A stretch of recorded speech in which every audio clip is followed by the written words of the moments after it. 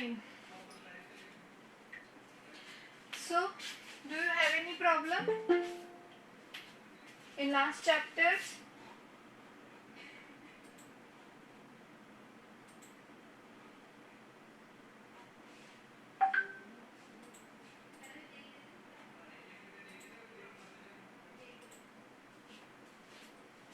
ठीक है, आज हम स्टार्ट करते। Today we will start with biotechnology.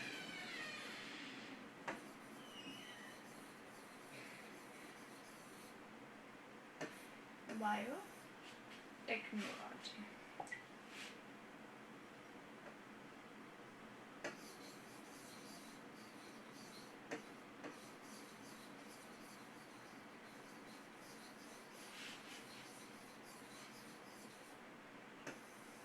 See, you can see the word biotechnology. It is made up of two words. First word is bio, second word is technology. So bio means living things. We will use living things or we will modify living things through technology. And technology means जो भी हमने सीखी technology, जो भी सारे औजार होते हैं वो सारे के सारे हम इसमें यूज़ करेंगे। टेक्निकल जो भी आएंगे, अब वो मैनुअली भी हो सकते हैं या फिर वो लैब के थ्रू भी हो सकते हैं। By anyhow we will modify the organism. Why? Because of our profit. हमारे प्रॉफिट के लिए हम लिविंग ऑर्गेनिज्म को किस तरीके से मॉडिफाई कर सकते हैं कि वो हमें आगे चल के हेल्प करे, और इसके अंदर जो टेक्नोलॉजी यूज होगी उसे हम बोलेंगे बायोटेक्नोलॉजी। सो बायोटेक्नोलॉजी पढ़ने से पहले हमें 2-4 चीज़ें जो है उसके बारे में थोड़ा ध्यान रखना पड़ेगा कि बायोटेक्नोलॉजी जब भी हम पढ़ेंगे ना, इसके अंदर फर्स्ट चीज आएगी genetic engineering.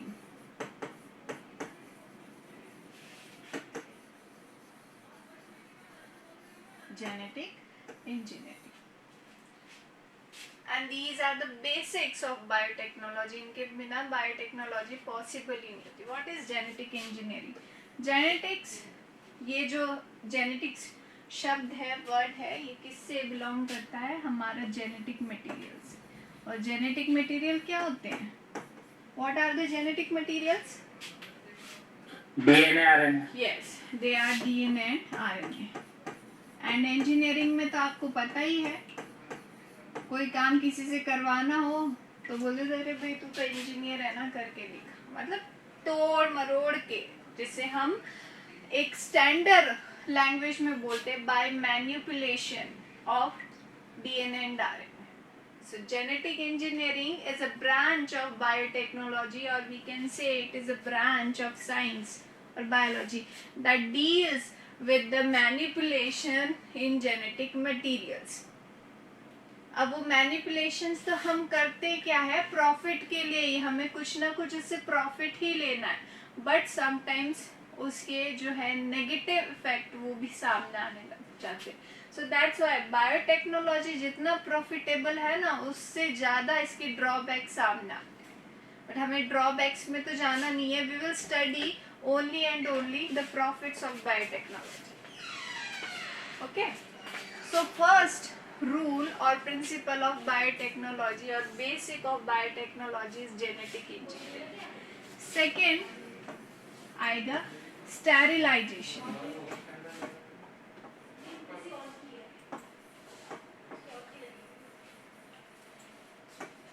Do you know what is sterilization? Have you heard about it? Sterilization सुना है आप में से किसी ने? Say yes. No, ma'am. नहीं सुना? स्टेरिलाइजेशन का मतलब होता है गर्म पानी के अंदर कोई भी चीज है वो उबाल दो, उसके ऊपर जो भी जर्म की लेयर है उसको हमें डिस्ट्रॉय करना। तो basically it is destroying of germ layer to protect infection. अब वो तो है आपको समझाने के लिए, बट बायोटेक्नोलॉजी के अंदर जब इन्फेक्शन आता है it will set to be contamination.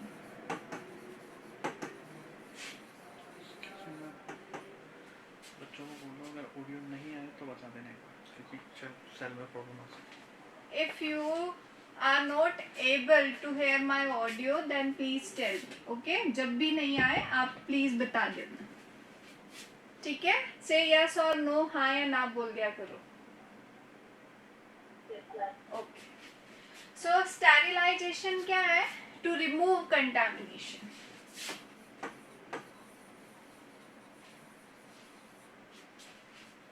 Actually exact ये नहीं है, बट ये आपको समझाने के लिए स्टेरिलाइजेशन है कि some kind of tools we are using in our this field, तो उसको क्या है, एक टेम्परेचर प्रोवाइड करना है, like some kind of centigrade degrees, या फिर जैसे फॉर्सेप हो गया, स्कैल्पर हो गया, ये जो चीज़ें है ना, इनको हम बॉयल वाटर से भी ट्रीट कर सकते हैं। तो है क्या कि उसके अंदर जो भी जर्म है, इन्फेक्शियस एजेंट है, उनको रिमूव करना है ताकि हम कंटामिनेशन होने से बचा सकते हैं। ओके, तो ये दो मेन प्रिंसिपल होते हैं बायोटेक्नोलॉजी के अंदर, और ये अपने साथ बहुत सारी चीजें लेके चलते हैं। सो बायोटेक्नोलॉजी इन इंडिया इसके स्कोप अभी इतने डेवलप नहीं हुए, लेकिन हाँ, क्योंकि स्कोप अभी रिसेंट डेज में बहुत ज़्यादा है, तो आप लोगों ने देखा है बायोटेक के थ्रू हमने अपनी इंडियन वैक्सीन जो है वो बना ली, कोवैक्सीन बनाई है, कोविशील्ड बनाई है। सो बिकॉज ऑफ बायोटेक्नोलॉजी काफ़ी अच्छा आगे बढ़ चुका है बायोटेक्नोलॉजी इंडिया के अंदर, लेकिन पहले इतना नहीं था। अब इसके अंदर ये तो इसके प्रिंसिपल्स है, तो हमें रिक्वायरमेंट क्या होगी? टेक्नोलॉजी है तो ऑफकोर्स टूल की एंड डीएनए आरएनए। तो रिक्वायरमेंट्स क्या है इसके अंदर?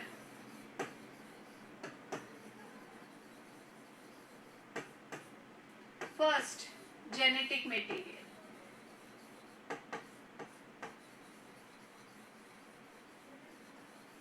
Second requirement, the tools which we are using. So अब जेनेटिक मटेरियल आया ना, तो आपको जेनेटिक मटेरियल का पूरा बायोडेटा आना चाहिए।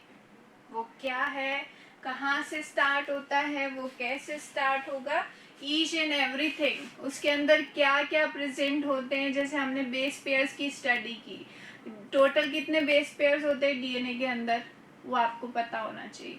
और क्या क्या सीक्वेंस है आपको ये भी पता है, टेम्पलेट स्ट्रैंड क्या होता है आपको ये भी पता है, कोडिंग स्ट्रैंड क्या होता है नहीं पता है तो आज दोबारा पढ़ लो।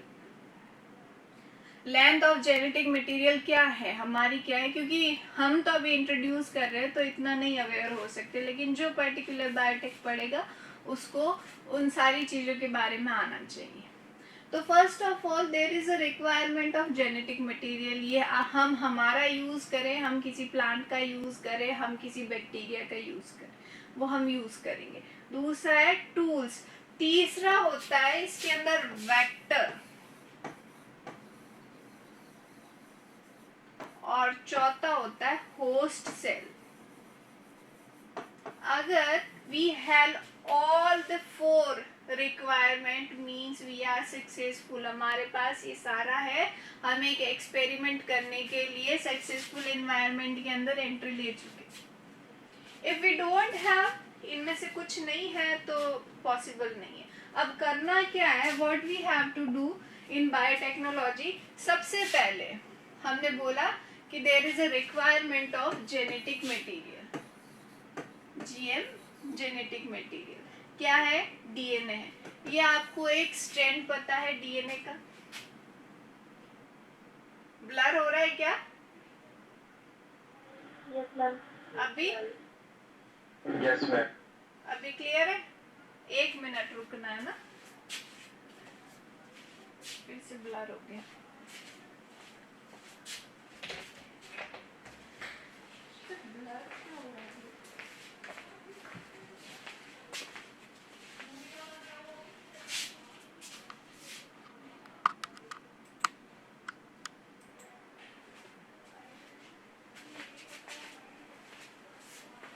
Fine. So we are are going to study the genetic material. We have genetic material 5 prime से 3 प्राइम. मैं अभी सिंगल स्ट्रैंड की बात कर रही हूँ. 5 प्राइम से 3 प्राइम पे ये डीएनए जो है स्टार्ट हो रहा है. अब इसके अंदर क्या क्या होता है? एक तो हमें पता है प्रमोटर चाहिए, एक हमें पता है रेप्लिकेटर चाहिए, एक हमें पता है इनहिबिटर चाहिए, और मेन जो चीज है वो हमें पता है ओराई. ओराई क्या होता है? What is ori? What is ओराई? अरे तुम लोग है ना किताबें खोल के पढ़ के बैठा करो. वीडियो ऑन कराओ सबके. वीडियो ऑन करो, कोई नहीं है यहाँ पे. बोलो सब पूरा वीडियो ऑन करो. ऑन करना वीडियोस तुम्हारे.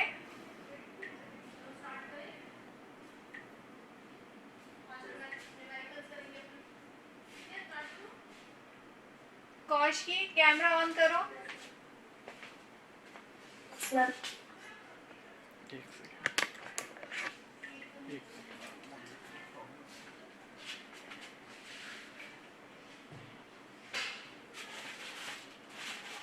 हृदयांशी ऑन करना कैमरा.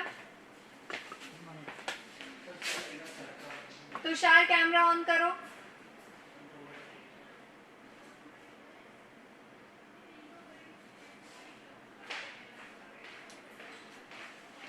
मुझे इस क्वेश्चन का आंसर चाहिए. What is ori? Ori we have already study the ori in chapter 6 molecular basis of inheritance. What is orai? Origin of replication. Do you know what is replication?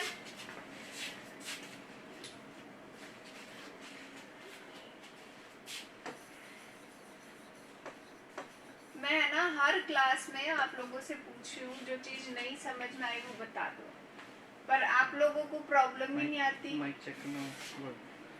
वो है क्या? Battery है क्या इसके अंदर? नहीं है. ऑफ हो गया.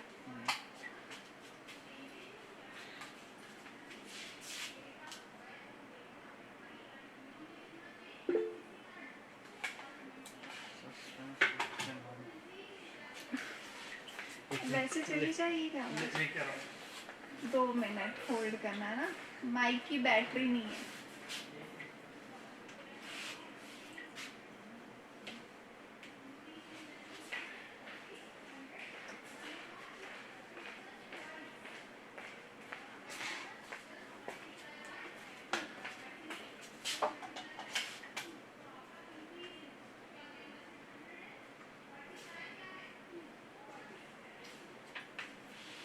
ऑडिबल हूँ? यस. तो तुम्हें इतनी देर से आवाज आ रही थी कि नहीं आ रही थी? मेरा माइक तो ऑफ हो गया. मैम आ रही थी. आ रही थी. ठीक. Yes. Gaurav answered me. It is a sequence of genome. Fine. It is a sequence of genome. But why we said ओराई? हमने इसका नाम ओराई क्यों रखा है?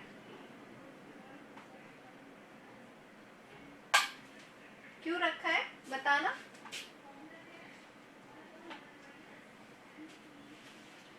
Because the sequence will participate in the replication. What is replication? उसका replica बनाना, mirror image तैयार करना, वो है ओराई. अगर किसी भी DNA RNA means any genetic material which don't have ori, it can not participate into replication. वो अपना मिरर इमेज नहीं बना सकता. सो दैट्स व्हाई ओराई की जरूरत होती है. ठीक है. तो ओराई मेन चीज होता है ओराई. फिर इसके अंदर जो सीक्वेंस है वो तो रहेगी, उसकी तो रिक्वायरमेंट है ही हमें. तो ये जेनेटिक मटेरियल हमें चाहिए, और जेनेटिक मटेरियल में सबसे पहला क्या चीज होनी चाहिए? ओराई. अब एक तो होता है एलियन डीएनए.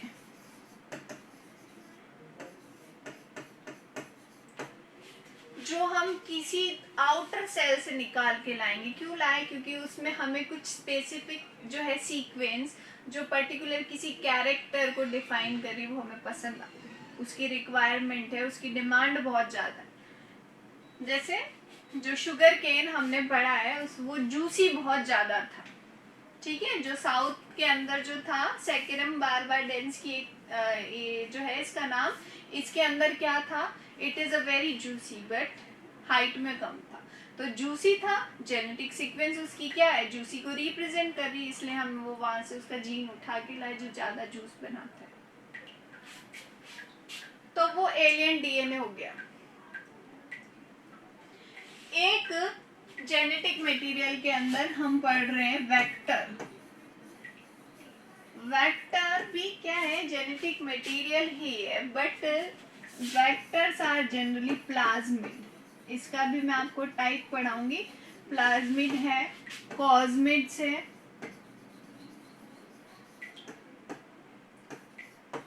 ट्रांसपोजोन्स है, प्लाज्मिड है,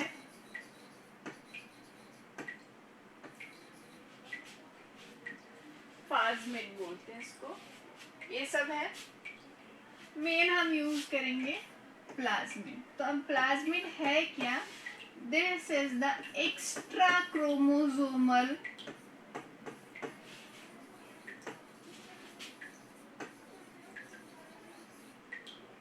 element which is present in bacterial cell, which is present in bacterial cell. This is the bacterial cell. ये इसका एक क्रोमोसोम है, प्रोकैरियोटिक सेल है ना, क्रोमोसोम है, लेकिन ये इसका एक्स्ट्रा क्रोमोसोमल एलिमेंट है। सो दैट्स व्हाई इसको हम एज अ वेक्टर लेंगे।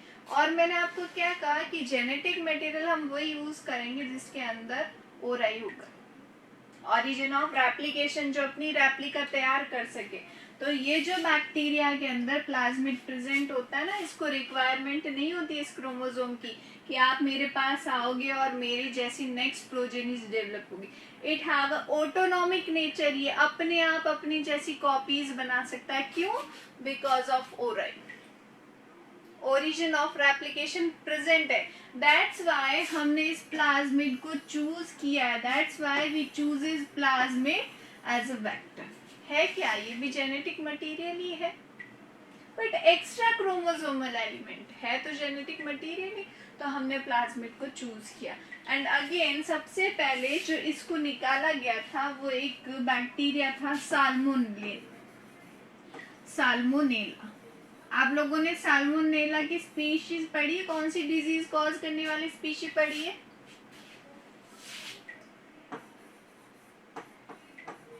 टाइफाइड। यस।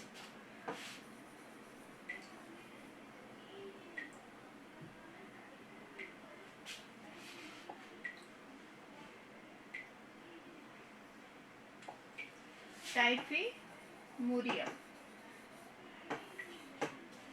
इसके अंदर सबसे पहले प्लाज्मिड की डिस्कवरी हुई थी। कोई एंटीबायोटिक बना रहे थे तो ये सामने नजर आया कि क्या है, फिर इसका धीरे धीरे, उस वक्त पता नहीं था, लेकिन हाँ it is a extra chromosomal element and it has a autonomic nature. इसकी साइज अलग अलग होती है, कोई 2 kb से 30 kb तक होता है, कोई 50 kb से 100 kb तक होता है। तो अलग अलग साइज के प्लाज्मिड्स प्रेजेंट होते हैं। और जो साइंटिस्ट है वो भी बड़े इम्पोर्टेंट है। एक तो आपके साइंटिस्ट है Herbert Boyer, plus Stanley Cohen.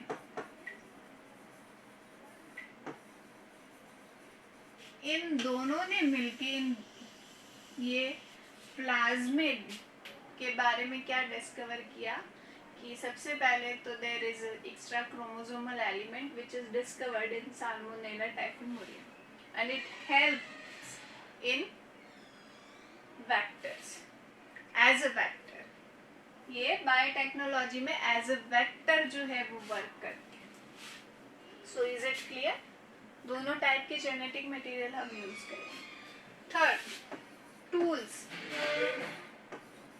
Tools में ये इतना बड़ा जेनेटिक मटेरियल, हमारा जेनेटिक मटेरियल की लेंथ कितनी होती है? 2.2 मीटर, वो हम यूज नहीं कर सकते। So there is a need of to be fragmented. इनको फ्रेगमेंट करना पड़ेगा। कैसे काटेंगे?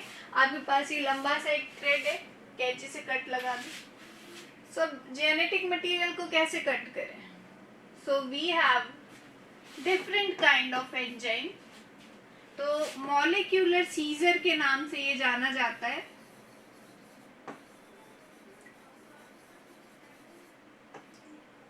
इसे हम बोलते हैं रेस्ट्रिक्शन एंडोन्यूक्लियस।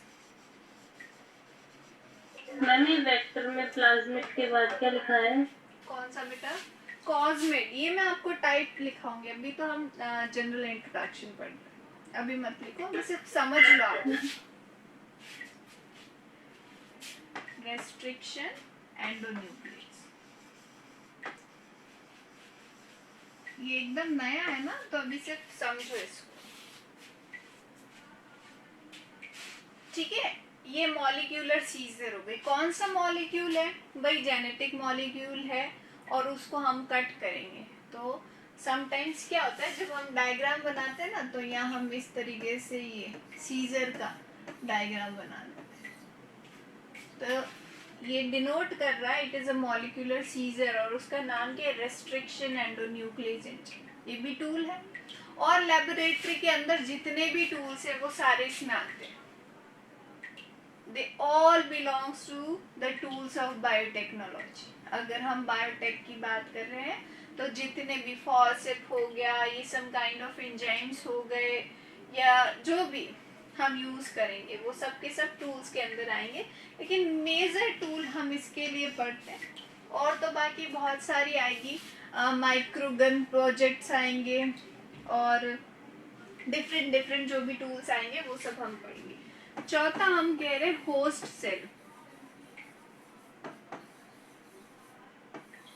अब ये होस्ट सेल क्या होती है?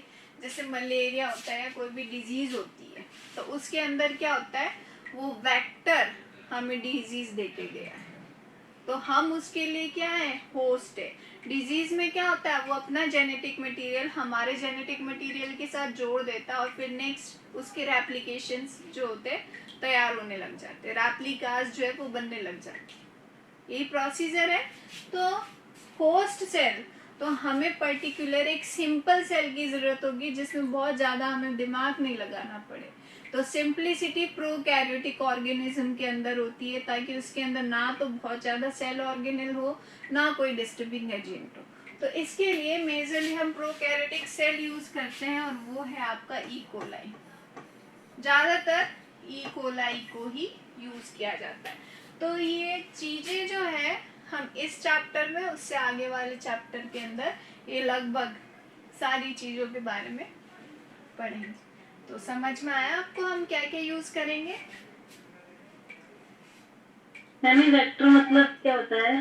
वेक्टर मीन्स जैसे आप घर से कहीं जा रहे हो, जो आपका डेस्टिनेशन पॉइंट है, अब कैसे जाओगे आप बताओ मेरे को? Bye vehicle. व्हीकल कुछ भी यूज करो तो वो एज अ वेक्टर वर्क करेगा। तो इसके अंदर हमारे पास जो डिजायरेबल जो एलियन डीएनए है उसको हमें नेक्स्ट सेल में डालना है, तो वो हम डायरेक्ट उसमें इम्प्लांट नहीं कर सकते। We need a vector. हमें एक वेक्टर की जरूरत पड़ेगी, एक मीडिएटर की जरूरत पड़ेगी। वो इस जेनेटिक मटेरियल को अपने अंदर लेगा, उसके बहुत सारे रेप्लिकेशंस बनाएगा, और फिर इस वेक्टर को हम इस होस्ट सेल में डाल देंगे। तो ये होता है वेक्टर। ठीक है, कोई प्रॉब्लम? कुछ नहीं समझ में आया तो बताओ।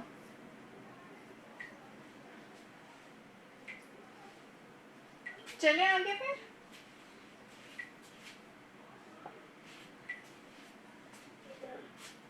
ओके, तो जेनेटिक मटेरियल में मुझे आपको कुछ समझाने की ज़रूरत नहीं है, हमने जेनेटिक मटेरियल पढ़ लिया, उसमें हमें कुछ भी नहीं करना है। हमारे सामने बस सीक्वेंस है, हम उसको एक जगह से कट करेंगे। मेन जो होता है ना रेस्ट्रिक्शन एंडोन्यूक्लियस, ये क्या है? रेस्ट्रिक्शन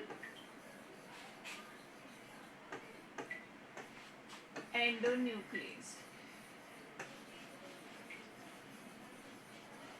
आप लोगों ने 11th में एंजाइम का classification if you remember then आपको पता हो तो वहाँ पे एक एंजाइम की क्लास थी न्यूक्लियेजेस, जो न्यूक्लिक एसिड्स को कट करेंगे। और न्यूक्लिक एसिड क्या है? जो न्यूक्लियस में प्रेजेंट है और जो एसिडिक नेचर के, तो वो जेनेटिक मटेरियल के। And why restriction? Because genetic material के अंदर कुछ रेस्ट्रिक्शन साइट्स प्रेजेंट होती है, इसलिए इनका नाम रखा गया है रेस्ट्रिक्शन एंडोन्यूक्लियस। ये कौन सी कैटेगरी से बिलोंग करते हैं? They belongs to nuclease class. Nucleases have two type of nucleases, exonuclease and endonuclease. Exonuclease in and से ही कट करेगा केवल, वो अंदर नहीं जाता है। एंडोन्यूक्लियस वो अंदर इस पूरी लेंथ में कहीं भी कट कर सकता है, वो एंडोन्यूक्लियस होंगे। तो ये मॉलिक्यूलर सीजर जो है कौन से टाइप का? एंडोन्यूक्लियस टाइप का। अब इसके एग्जांपल्स बहुत सारे हैं, जैसे BAM3, जैसे HIN2, these are the example of restriction endonuclease। जैसे EcoR1, E. coli R2 या ECO R3। These are the examples of endonuclease। ये सारे के सारे एंडोन्यूक्लियस। अब रेस्ट्रिक्शन साइट क्या होती है? देखो, जैसे ये एंडोन्यूक्लियस है, ये एक एंजाइम है, इसकी सीक्वेंस के अंदर क्या है? ATGC ATGC। अब मेरे को आप बताओ, ये पूरे जेनेटिक मटेरियल में कहाँ पे जाके बाउंड होगा? ए कहाँ पे जाके बाउंड होगा? ए किसके साथ बॉन्ड बनाता है? थाइमीन के साथ। थाइमीन एडेनिन के साथ, ये साइटोसिन के साथ, ग्वानिन के साथ, थाइमीन के साथ, एडेनिन के साथ, साइटोसिन के साथ, ग्वानिन के साथ। तो ये कहाँ है? जहाँ ये पूरी सीक्वेंस होगी ना, वहीं ये जाके ऐड होगा। तो ये जो साइट्स हो गई, दिस वन और this one, these are the known as restriction site.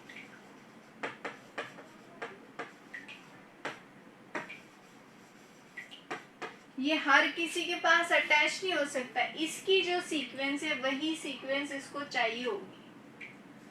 सो ये जो जेनेटिक मटेरियल है, किसी का भी जेनेटिक, उसके पास रेस्ट्रिक्शन साइट्स अवेलेबल होती है, और नहीं होती है तो हम क्या करते हैं?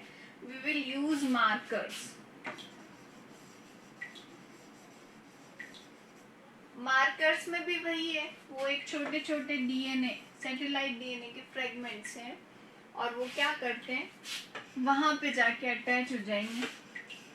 बस ये यहाँ पे अटैच हो गया, ये यहाँ पे अटैच हो गया, तो इन्होंने रेस्ट्रिक्शन साइट्स दे दी। ये वाली साइट है, एक ये वाली। अब जब हम रेस्ट्रिक्शन एंजाइम डालेंगे,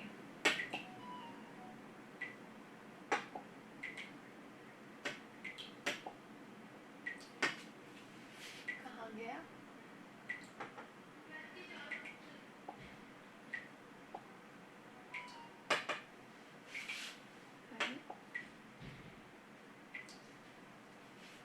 एक मिनट। हाँ,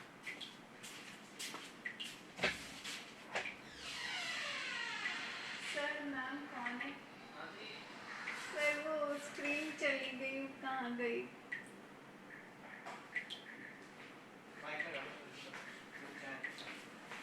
क्या चलेगा? स्क्रीन चली गई। ये क्यों आ गया? मैं तो कलर चेंज कर रही थी, तो वो क्यों आया था फिर? वो ड्राइंग का है, ये कलर यहाँ से चेंज करेगा। अच्छा,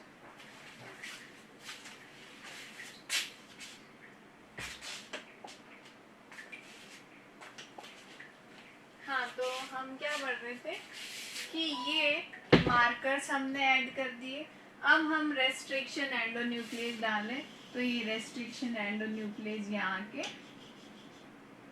सेट हो गया। इसने अपनी सीक्वेंस पहचान ली, वहाँ पे ऐड हो गया। अब ये क्या करेगा, यहाँ से कट कर देगा, यहाँ से कट कर देगा, तो हमारे पास पर्टिकुलर इस जीन का फ्रेगमेंट आ जाएगा। हमें पूरा जेनेटिक मटेरियल नहीं चाहिए, हमें सिर्फ एक वो फ्रेगमेंट ही चाहिए था, क्योंकि हमें पता है इसके अंदर जो सीक्वेंस है वो ज़्यादा जूस क्रिएट करेगी।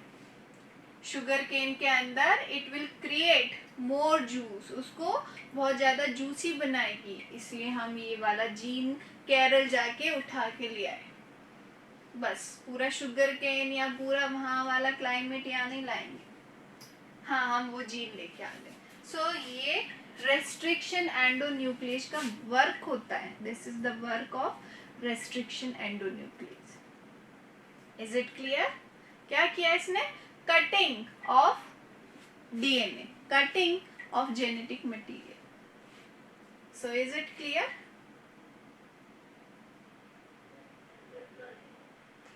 Yes ma'am. ओके, अब देखो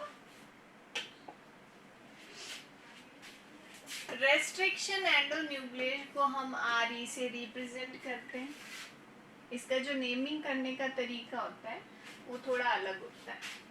इसके बहुत सारे एग्जाम्पल है। जैसे पहला एग्जाम्पल हम उठाते ई कोलाई वाला।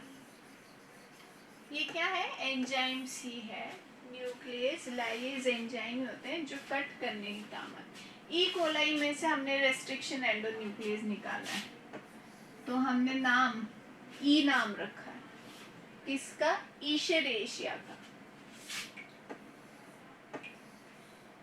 CO coli bacteria. उसके बाद उसकी स्ट्रेन आती है कि वो रफ स्ट्रेन का है या स्मूथ स्ट्रेन का है। E को S, अगर स्मूथ से निकला है तो कौन से नंबर पे निकाला है? रोमन में लिखेंगे। नंबर 1 पे निकाला है, नंबर 2 पे निकाला है या नंबर 3 पे निकाला। तो इस तरीके से धीरे धीरे जो है all about today we have more than 900।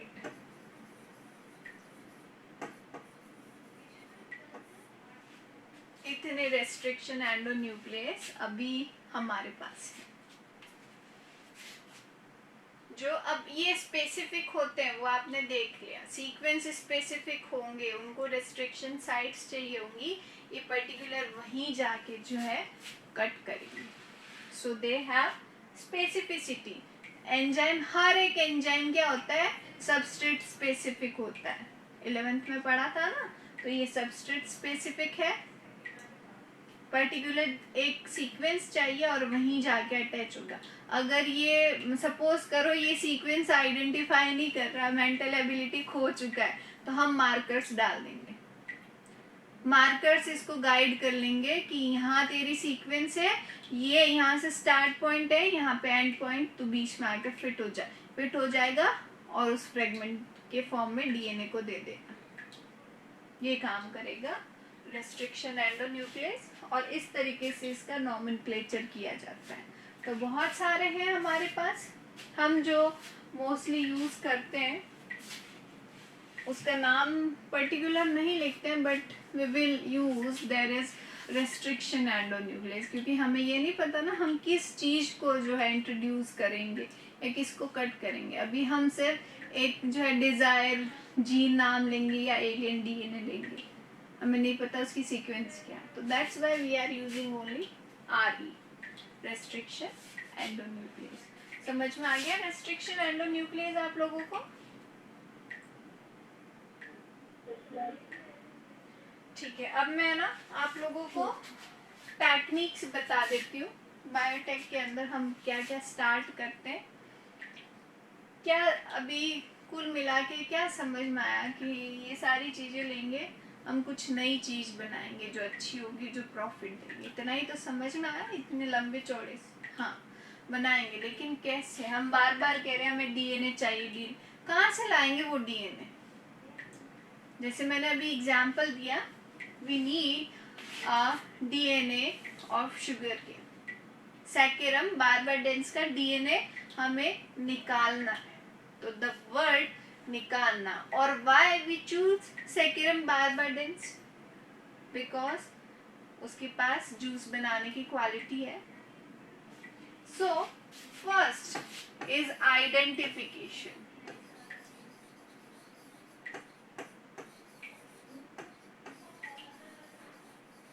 First of all, we have to identify particular alien DNA, particular desirable gene जिसकी रिक्वायरमेंट है, वो चीज़ हमें खोजनी पड़ेगी, ढूंढनी पड़ेगी, चाहे कितना ही टाइम लगे। आइडेंटिफाई हो गया, चलो भाई, अब आइडेंटिफाई हो गया है तो हम उसको अलग करेंगे ऑब्वियसली, तो आइसोलेशन।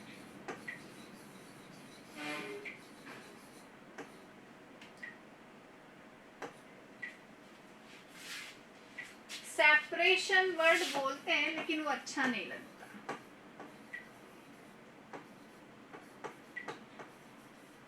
इसकी हम क्या आइसोलेशन यूज करें, जैसे अभी चल रहा है ना आइसोलेट कर दो, अभी तो सीख ही लिया है वैसे आइसोलेशन, तो कोई आइसोलेट कर दिया। देन इसमें हम बोलते हैं क्लोनिंग। Oh no. चलो, first identification,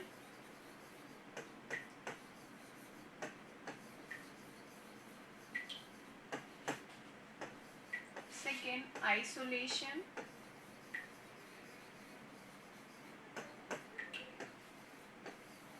third cloning.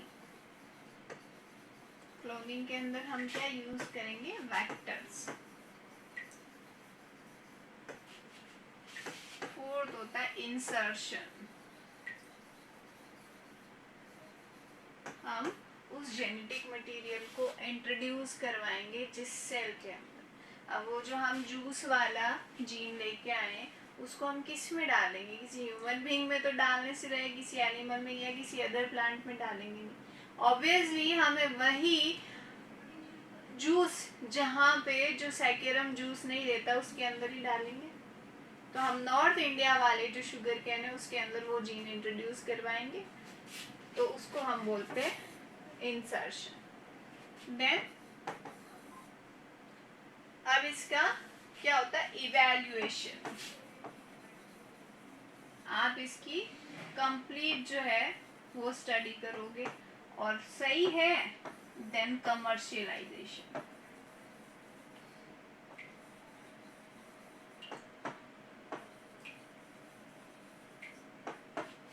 Commercialise कर दो कि हाँ सब कुछ ओके है, लैब टेस्टेड है, डिजीज रेजिस्टेंस है, हर एनवायरनमेंट में फिट है, तो अब इसको हम मार्केट में लाएंगे, अब प्रॉफिट कमाएंगे इसका।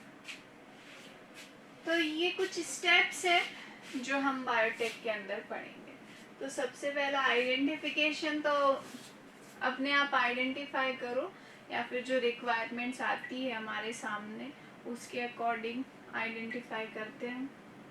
जैसे किसी ने कहा कि ये जो शीप है अच्छा वूल दे रही है, ठीक है, फिर हमने इंडिया वालों ने सुना कि वहाँ वाली शीप है वो अच्छा वूल देती है, हमने आइडेंटिफाई कर लिया बाय एनी सोर्स, किसी भी तरीके से पता कर। आइसोलेशन, उसका जीन लेके आएंगे, क्लोनिंग करवाएंगे। भाई एक ही तो जीन लाए हम, उसके रेप्लिकेशंस करवाने पड़ेंगे, वरना वो एक ही खराब हो गया तो बार बार थोड़ी जाएंगे उस जगह। तो इसलिए इस तरीके से उनका रेप्लिकेशन करवाने पड़ेंगे, क्लोनिंग करवाएंगे हम। फिर जब उसकी बहुत सारी कॉपीज बन जाएगी तो उसमें से 1, 2, 3, 4, 5 या 100 एक साथ हम तैयार करेंगे। रिजल्ट देखेंगे ना, एक खराब हो गया तो दूसरा तो है स्टैंड बाय पे, 2 खराब हुए तो पीछे 4 तो है, तो वो इंसर्शन करवाया जाता है, फिर इवैल्यूएशन। अब वो जब परफेक्टली इंसर्ट हो चुका है, इवैल्यूएशन मीन्स उसका पूरा चेक करो, उसके क्या प्रोडक्ट्स आ रहे हैं सामने, क्या रिजल्ट दे रहा है, ठीक है फाइन ओके, देन कमर्शियलाइजेशन, अब उसको मार्केट में उतारेंगे। Fine, so these are the steps of biotechnology.